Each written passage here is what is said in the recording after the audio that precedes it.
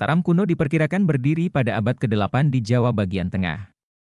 Kerajaan ini sempat dipimpin oleh dua dinasti.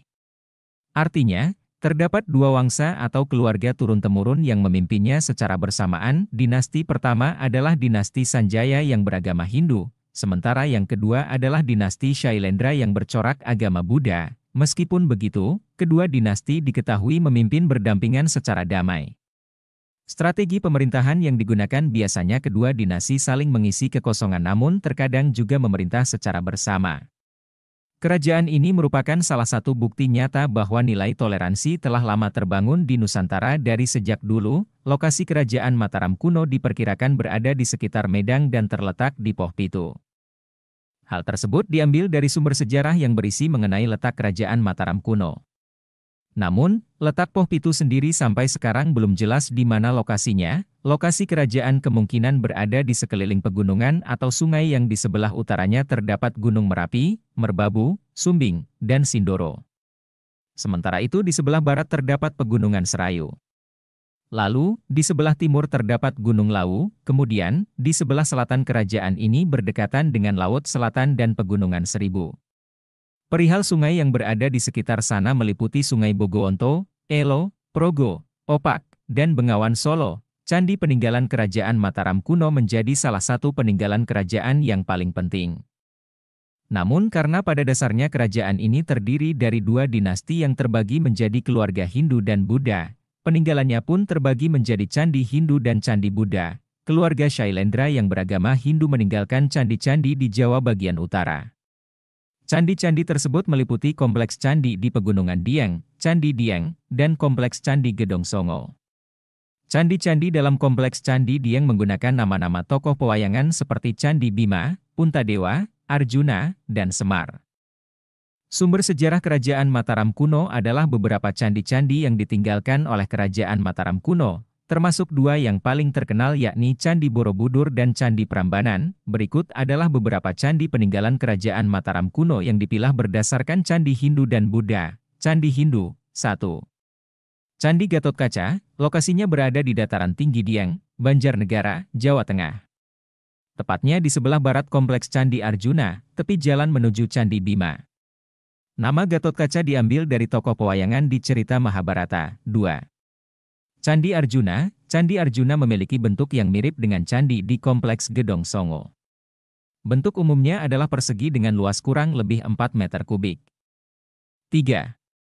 Candi Bima ditemukan di Desa Dieng Kulon, Kecamatan Batur, Kabupaten Banjarnegara, Jawa Tengah. Candi ini berada di Kompleks Candi paling selatan. Bentuknya memiliki kemiripan dengan arsitektur beberapa candi di India. Bagian atap hampir sama dengan Shikara yang berbentuk seperti mangkuk terbalik. Di bagian atap ini juga ditemukan relung dan relief kepala yang disebut kudu. 4. Candi Puntadewa, candi ini terletak di Kompleks Candi Arjuna, Dieng.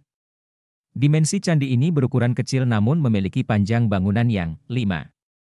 Candi Semar terletak di hadapan Candi Arjuna. Bentuknya persegi dan membujur ke arah utara selatan. 6. Candi Prambanan, merupakan candi yang megah. Indah dilengkapi dengan berbagai relief yang cantik. Candi ini juga terkadang disebut sebagai Candi Rara Jonggrang. Dibangun pada sekitar abad ke-9 di daerah istimewa Yogyakarta. Candi ini didedikasikan untuk Trimurti, sebagai pencipta, pemelihara dan pengubah. Candi Buddha. 1. Candi Mendut merupakan candi agama Buddha yang dibangun sejak Mataram kuno dipimpin oleh Raja Idna dari dinasti Shailendra. Sama seperti Candi Borobudur, candi ini terletak di Magelang, Jawa Tengah. Candi Mendut merupakan candi Buddha yang dibangun ketika Mataram kuno tengah dipimpin oleh Raja Idna.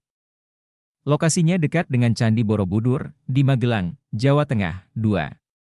Candi Ngawen, merupakan candi Buddha yang lokasinya berada kira-kira 5 km sebelum Candi Mendut dari arah Yogyakarta, yaitu di Desa Ngawen, Kecamatan Muntilan, Kabupaten Magelang. Menurut perkiraan, candi ini dibangun oleh Wangsa Shailendra pada abad ke-8. 3. Candi Pawon, candi ditemukan di Magelang, Jawa Tengah. Candi ini berada dalam satu garis lurus dengan Candi Borobudur dan Candi Mendut jika dilihat dari atas. 4. Candi Borobudur merupakan candi peninggalan Mataram kuno yang paling terkenal dan telah mendunia. Candi Borobudur terletak di Magelang, Jawa Tengah. Selain candi, Kerajaan Mataram kuno juga meninggalkan beberapa prasasti yang menjadi sumber sejarah utama lainnya dari kerajaan ini. Berikut adalah beberapa prasasti peninggalan Kerajaan Mataram kuno. 1. Prasasti Sojomerto, abad ke-7, prasasti berbahasa Melayu kuno, ditemukan di Desa Sojomerto, Kabupaten Pekalongan. Isi prasasti menjelaskan bahwa Syailendra merupakan penganut agama Buddha. 2. Prasasti Canggal, 732 m, berbentuk candra sangkala, ditemukan di Gunung Wukir, Desa Canggal. Isi prasasti menyatakan peringatan pembuatan lingga di Desa Kunjara-Kunja oleh Raja Sanjaya. 3. Prasasti Kalasan, 778 m, prasasti ini menggunakan aksara Pranagari dari India Utara, dalam bahasa Sanskerta, ditemukan di Desa Kalasan, Yogyakarta. Isi dari prasasti ini adalah mengenai kabar Raja Syailendra yang membujuk Rakai Panangkaran untuk mendirikan bangunan suci untuk Dewi Tara yang merupakan vihara bagi para pendeta Buddha. 4. Prasasti Kelurak, 782 m, prasasti Kelurak ditemukan di Desa Prambanan. Prasasti ini ditulis dengan huruf Pranagari dan bahasa Sanskerta. Isinya menceritakan pembangunan Arca Manjusri sebagai wujud Sang Buddha, Dewa Wisnu dan Sangga. Prasasti ini juga menyebutkan mengenai Raja Indra yang bergelar Sri Sanggramadananjaya sebagai raja yang berkuasa saat itu. Sistem pemerintahan Kerajaan Mataram kuno terhitung unik, karena terdiri dari dua dinasti yang memiliki perbedaan dalam pandangan agama namun tetap dapat saling berdampingan memimpin rakyatnya.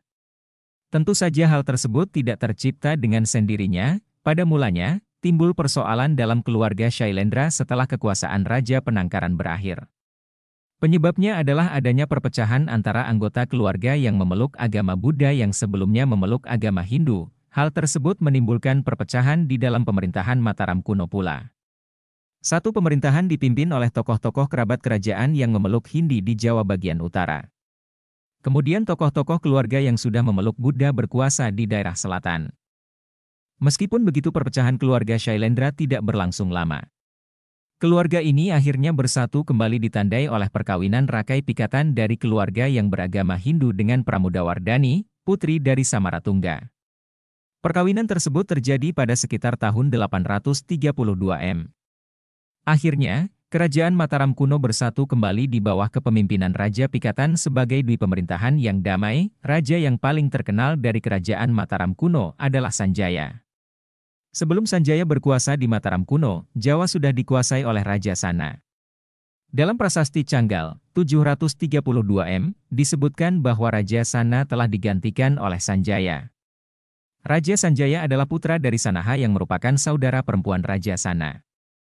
Sementara itu, dalam prasasti Sojomerto yang ditemukan di Desa Sojomerto, Kabupaten Batang, disebutkan nama Dapunta Syailendra yang beragama Hindu, Shiva, yang diperkirakan berasal dari Kerajaan Sriwijaya dan menurunkan dinasti Syailendra yang berkuasa di Jawa bagian tengah. Simpulannya, Dapunta Syailendra diperkirakan yang mengangkat Sana sebagai raja di Jawa. Tampaknya terdapat hubungan erat antara Mataram kuno dengan Sriwijaya yang belakangan akan menguasai Laut Nusantara. Kehidupan agama Mataram kuno, mulanya kehidupan agama Mataram kuno didominasi oleh agama Hindu, Shiva. Namun setelah Raja Sanjaya wafat, ia digantikan oleh putranya bernama Rakai Panangkaran. Raja Panangkaran mendukung adanya perkembangan agama Buddha di kerajaan ini. Dalam prasasti Kalasan, berangka 778 m, ia memberikan hadiah tanah dan memerintahkan untuk membangun candi untuk Dewi Tara dan sebuah biara untuk para pendeta agama Buddha. Tanah dan bangunan tersebut terletak di Kalasan. Prasasti Kalasan juga menerangkan bahwa Raja Panangkaran disebut dengan nama Syailendra Sri Maharaja Dyah Pancapana Rakai Panangkaran. Tanah dan bangunan yang diberikan oleh Panangkaran tersebut berada di sekitar Kalasan. Prasasti Kalasan juga menyebutkan bahwa Raja Panangkaran disebut juga Sri Maharaja Dyah Pancapana Rakai Panangkaran. Raja Panangkaran kemudian memindahkan pusat pemerintahannya ke arah timur karena telah berhasil menaklukkan musuh-musuh kerajaan yang sebelumnya menguasai kawasan tersebut. Kemudian setelah Raja Panangkaran wafat, sempat terjadi perpecahan antara keluarga yang masih menganut Hindu dan sebagian yang sudah menganut agama Buddha. Namun lagi-lagi perpecahan tersebut tidak berlangsung lama dan di kerajaan Mataram kuno penganut agama Hindu dan Buddha hidup rukun. Masa kejayaan Mataram kuno, Raja Kerajaan Mataram kuno yang paling terkenal adalah Raja Sanjaya. Dalam meneruskan kekuasaan sana, Sanjaya bersikap arif, adil dalam memerintah, dan memiliki pengetahuan luas. Buktinya, para pujangga dan raja sangat hormat terhadap Sanjaya. Di bawah pemerintahan Raja Sanjaya rakyat hidup makmur, kerajaan menjadi aman dan tenteram. Oleh karena itu, pada masa kekuasaan Sanjaya inilah Mataram kuno mengalami masa keemasannya. Sanjaya juga dikenal sebagai raja yang benar-benar paham isi kitab suci. Ia juga banyak membangun bangunan suci seperti bangunan pemujaan lingga di atas Gunung Wukir, sebagai lambang telah ditaklukkannya raja-raja kecil, minor, di sekitarnya. Selain itu, kerajaan ini juga sempat mengalami masa kejayaan di bawah kekuasaan raja terbesar lainnya yakni Raja Balitung.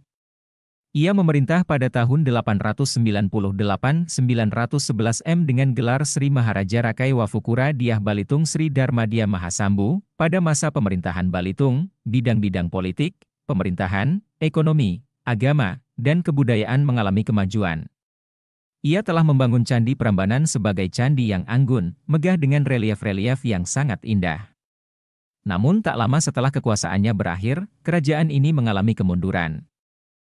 Keruntuhan Kerajaan Mataram kuno, sesudah pemerintahan Balitung berakhir, Kerajaan Mataram mulai mengalami kemunduran. Raja yang berkuasa setelah Balitung adalah Daksa, Tulodong, dan Wawa. Beberapa faktor yang menyebabkan kemunduran Mataram kuno antara lain adanya bencana alam dan ancaman dari musuh, yaitu Kerajaan Sriwijaya. Awal mulanya adalah terjadi perpecahan lagi dalam Kerajaan Mataram kuno tak lama setelah Samaratungga wafat. Anak Samaratungga dengan Dewi Tara yang bernama Balaputradewa menunjukkan sikap menentang terhadap Pikatan, pewaris tahta. Pertentangan itu akhirnya melahirkan perang perebutan kekuasaan antara Pikatan dengan Balaputradewa. Dalam perang tersebut Balaputradewa sempat membuat benteng pertahanan di perbukitan di sebelah selatan Prambanan. Benteng tersebut sekarang kira kenal dengan Candi Boko. Pada akhirnya Balaputradewa terdesak dan melarikan diri ke Sumatera. Kemudian Balaputradewa kemudian menjadi raja di Kerajaan Sriwijaya. Pertentangan di antara keluarga Mataram yang terjadi dari Balaputradewa dan Pikatan tampaknya terus berlangsung hingga masa pemerintahan Mpu Sindok pada tahun 929 m. Kerajaan Sriwijaya tak henti menyerang Mataram kuno hingga Mpu Sindok terpaksa memindahkan ibu kota kerajaan dari Medan ke Daha, Jawa Timur, dan mendirikan dinasti baru yaitu dinasti Isyanawangsa. Pertikaian berhenti pada masa pemerintahan Airlangga yang bahkan sempat membantu Sriwijaya ketika mendapatkan serangan dari kerajaan Cholamandala dari India.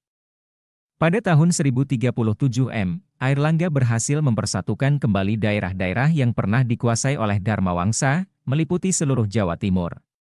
Pada tahun 1042, Airlangga mengundurkan diri dari tahta kerajaan, lalu hidup sebagai pertapa dengan nama Resi Gentayu, Jatinindra. Airlangga memerintahkan Mpu Barada untuk membagi dua kerajaan Mataram kuno.